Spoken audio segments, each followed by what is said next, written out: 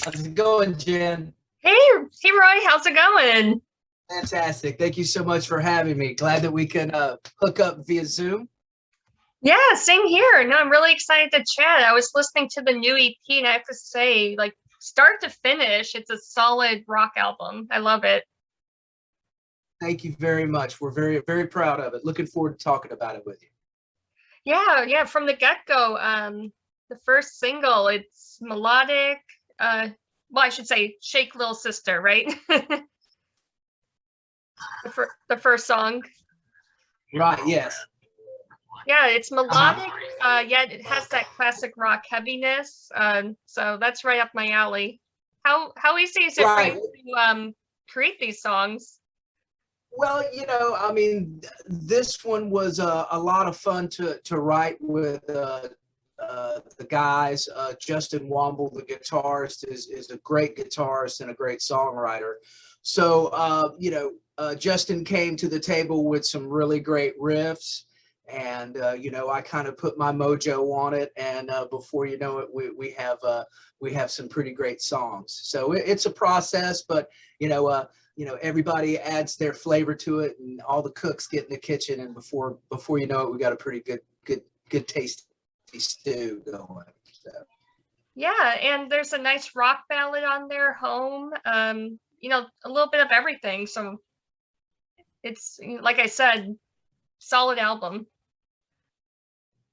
Thank you very much. Home, we unabashedly kind of paid homage to our influences, and we decided to write a hair metal ballad, a power ballad, and not have any reservations about it. So that song is one of those songs that a few years back you could see everybody in a stadium with their lighters up, and now we're hoping that it's a song that everybody could have their phones up Yeah, no, and still have the same type of feeling about it. yeah, that's how I felt listening to it. It kind of felt like it would have been like a huge hit back in the 80s, back when rock music was on the radio. Yes, that's exactly what we were shooting for. I mean, there's so many people that some of their first romantic encounters were with one of those classic 80s hair metal power Yeah, ballads.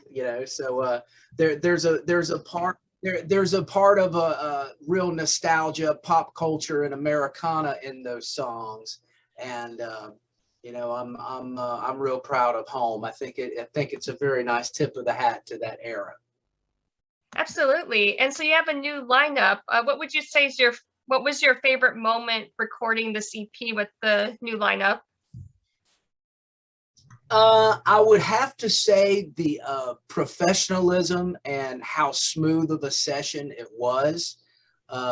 As I've mentioned before in other interviews, this has really been like a dream lineup for me, and a dream group of guys, because it's very hard to get a bunch of guys together that are all on the same page, have a chemistry that clicks, and we have that in spades. It's easy with these guys.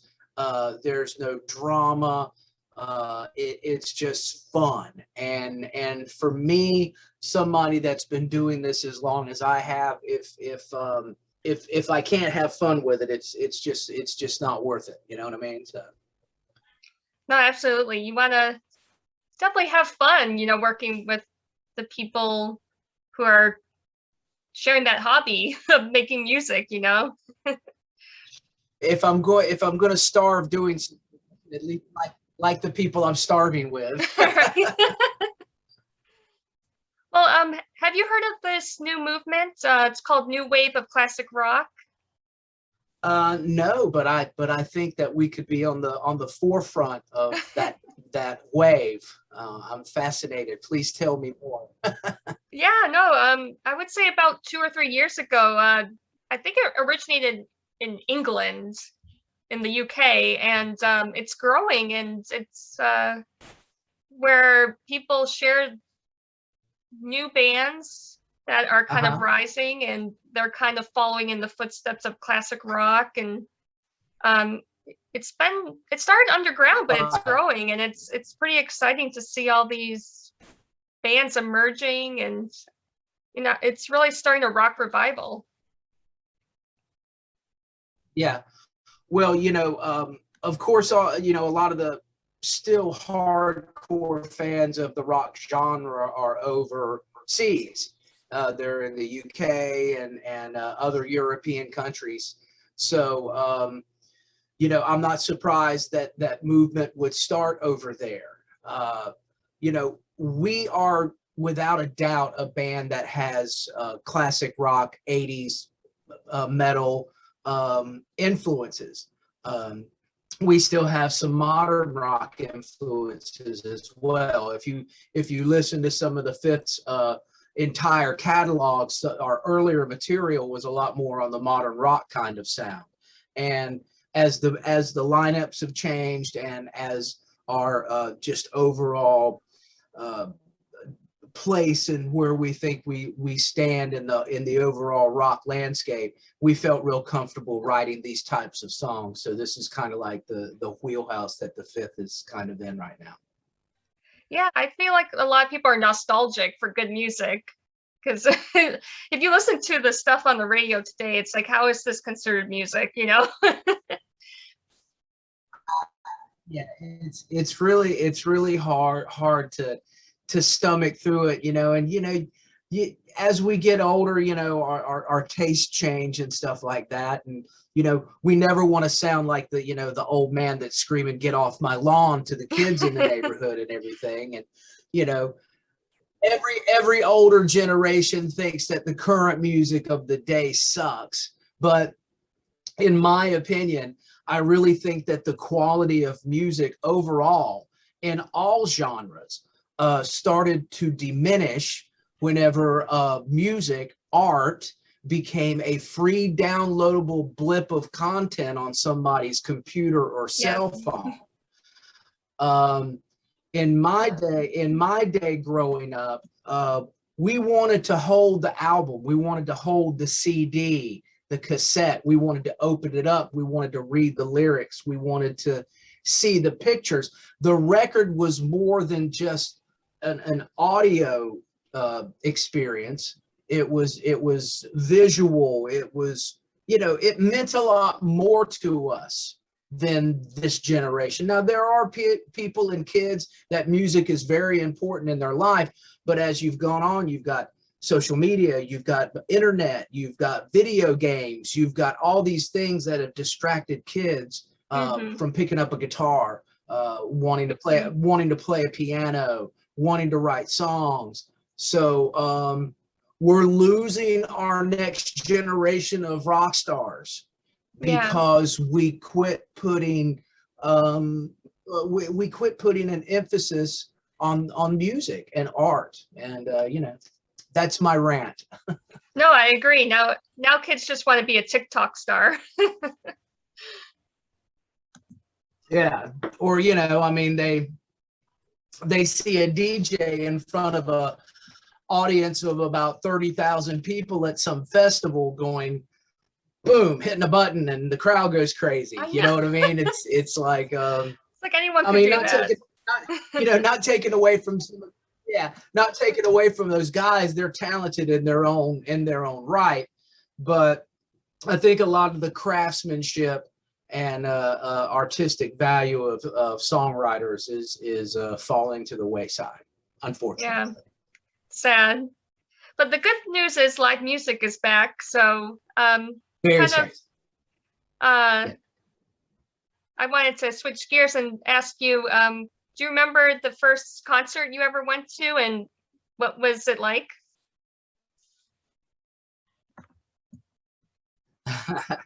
Yes, absolutely. My first concert was AC/DC's Back in Black tour. Oh my gosh, wow. It was here in North Carolina, yeah, at the Cumberland County Arena.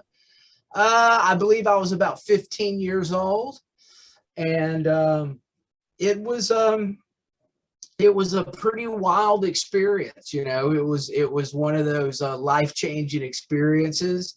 But by that time, I had already the music bug had already bitten me. You know, I hadn't been in any bands or any concerts or anything, but I had always had an affinity for music. So that concert was my first.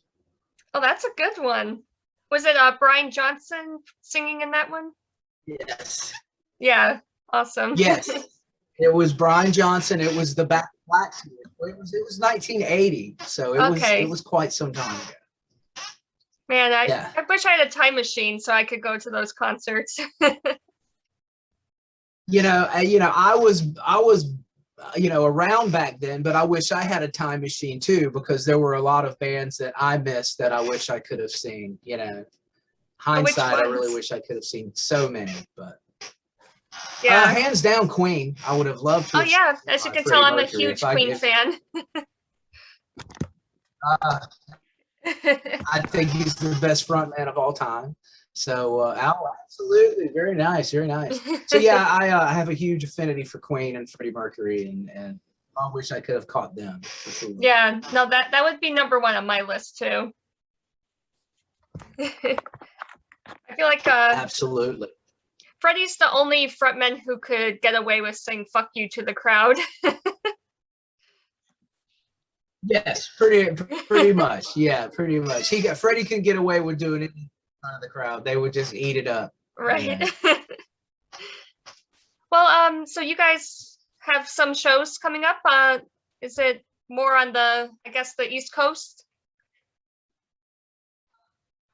Right now we're doing focusing primarily in the southeast region of the country. We're getting ready to do some runs through South Carolina, Georgia, and into Florida. Then we're planning on doing some runs up north and expanding our footprint up into Philadelphia and the Baltimore area. So, you pay, we play. If we can get to it, we'll get on it. But it's been our number one focus in getting this EP. Going to be debuting November the 3rd for Shake Little Sister. That's going to be a hell of a video, and we're really excited about it. We're hoping that's going to open a lot of doors for us. Worked with a fantastic director named Jaden Frost, and all we can say is the initial response is it's pretty much Motley Crue Girls, Girls, Girls Volume 2. So that's the kind of video it is. That should be entertaining. Yes, it is an entertaining video. There's no doubt about that. Well, I would definitely say that kind of fits the song. Absolutely. Awesome. Well, I'm really excited to see that. And yeah, hopefully I'll get to catch you guys when you're further up north. And hopefully you can come to Boston one of these days. Where are you based out of? Yeah, where are you based out of, Jen? Around Boston? Yeah, Boston. Around the Boston area. Okay, fantastic. Yeah.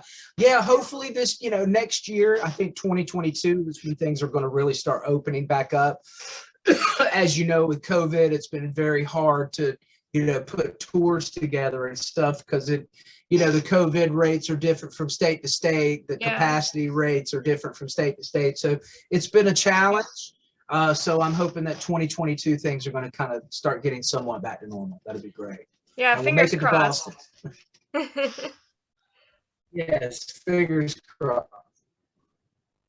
Well, thanks again, Roy, for chatting with me. I'm loving the new EP. I'm going to tell everyone about it. Please do. Thank you. It was great chatting with you, and I want to take the chance to thank you. People like you are the ones that are the boots on the ground. You're the grassroots soldiers that are out there trying to keep rock alive and stuff like that. So we really do appreciate you very much for everything that you do for rock and roll. So thanks, Jen. We appreciate it. My pleasure. Well, thanks again, and have a good night. Okay, thanks, Jen. Take care.